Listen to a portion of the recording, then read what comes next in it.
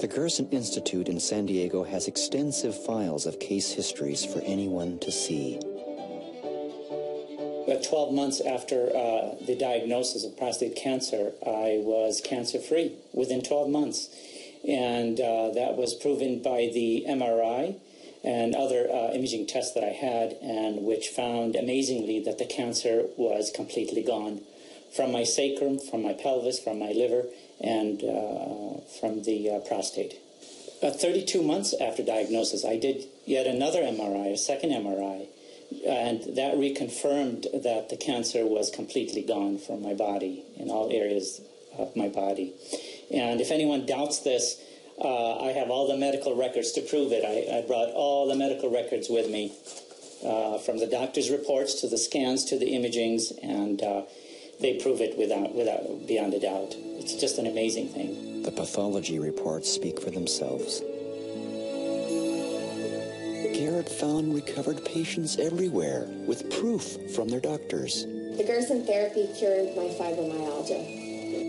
But then I showed Garrett footage I had taken almost 5 years ago of a patient that was given a death sentence by conventional medicine. She had extra ovarian primary peritoneal carcinoma, stage 4. No one had ever recovered from such a cancer using orthodox medicine. So here she was, using the Gerson therapy in a last-ditch effort. And now, 5 years later, Garrett was looking at the results. Was he reading her obituary? This was her story.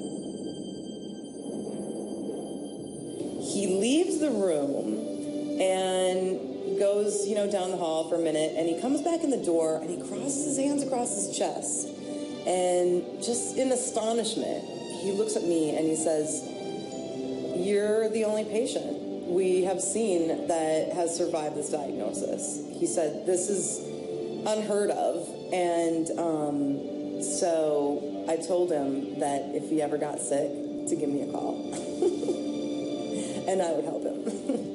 Garrett wanted to push this further, and so he asked this patient to go back to the Mayo Clinic to get a statement from her diagnostic doctor that the Gerson therapy cured her. The Mayo Clinic went into a panic mode because the doctor did want to appear on camera, but he was cut off.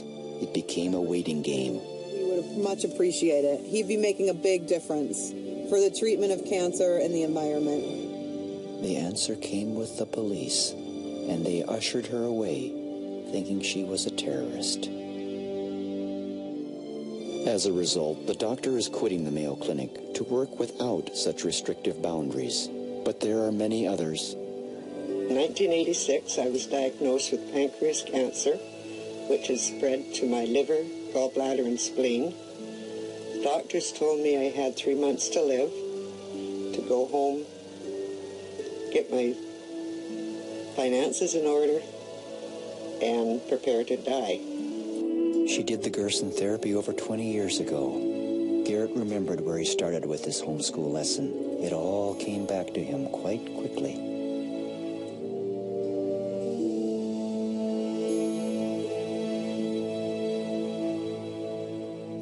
No, I don't think there's any evidence that anybody's ever been cured by Gerson therapy. It's not right from any aspect at all. Well, has the Gerson therapy ever cured a cancer patient? Oh, of course not. They won't even release their records. I don't believe there's any proof that the Gerson therapy works. In other words, Charlotte Gerson was lying. There are laws against healing cancer. The doctor is not allowed to try anything else. He must use only those treatments that have already proven to be failures. Imagine what we could do if this could be accepted. What I'd like to see is some proof, some good scientific proof, scientific proof, scientific proof, scientific proof. The cancer industry is big business, using useless treatments such as chemotherapy and radiation, and continues to persuade the public that they're still searching for a cure. A documentary called Healing Cancer from the Inside Out by Mike Anderson put it well. The American Cancer Society was formed with the backing of John D. Rockefeller, and it has functioned as a mouthpiece for the cancer industry not the public, ever since. The American Cancer Society's mission statement says they are dedicated to eliminating cancer as a major health problem. The Chronicle of Philanthropy reports, however, that the ACS is more interested in accumulating wealth than in saving lives. The ACS, in fact, is the wealthiest nonprofit in the world, with net assets over $1 billion. Not surprisingly, it has consistently been given the lowest rankings in charity evaluations. Despite this wealth, its aggressive fundraising campaign pleads poverty and laments the lack of available money for cancer research. Aside from high salaries and overhead, most of what is left in the ACS budget goes into research that directly benefits pharmaceutical and radiological companies. What you see from studies conducted over the last 50 years is that for our major cancers, the effectiveness of conventional treatments is far less than a sugar pill. Board members of the American Cancer Society have included herbicide and pesticide manufacturers. Before Garrett returned to Alaska, there was one more person he wanted to meet. His name is Jay Kordich, known by millions as the Juice Man.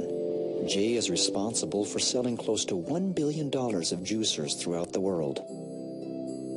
Well, Garrett, you know, I've been doing this now since 1948, ever since I had cancer of the urinary bladder.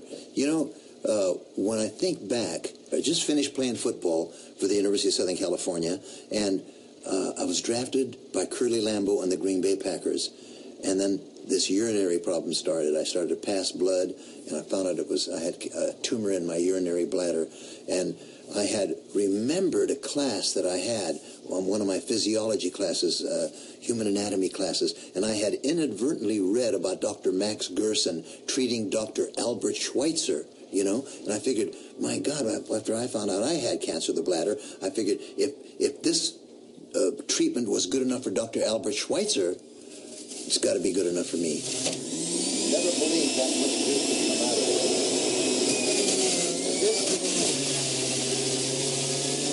This is the juice that saved my life when I had cancer of the bladder.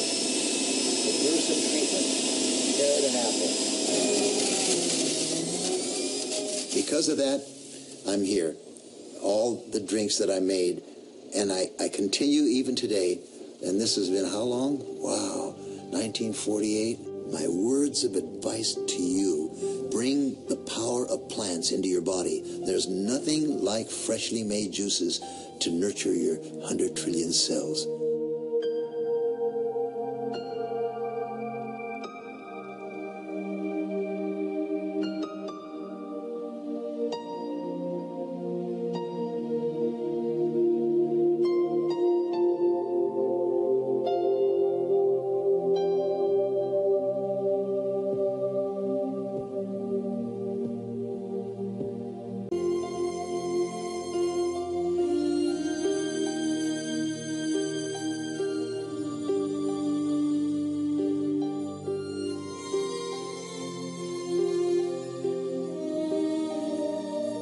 The boy does believe in hope.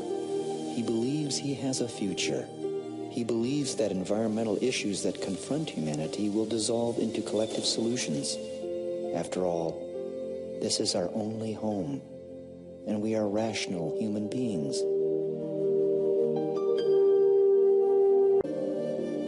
The wins and losses that once seemed so important will fade away. It won't matter where you came from or on what side of the tracks you lived at the end. It won't matter if you're beautiful or brilliant. Even your gender and skin color will be irrelevant. So what will matter? How will the value of your days be measured? What will matter is not what you bought, but what you built. Not what you got, but what you gave. What will matter is not your success, but your significance. What will matter is not what you learned, but what you taught. What will matter is every act of integrity, compassion, courage, or sacrifice that enriched, empowered, or encouraged others to emulate your example. What will matter is not your competence, but your character. What will matter is not how many people you knew, but how many will feel a lasting loss when you're gone. What will matter is not your memories, but the memories that live in those who loved you.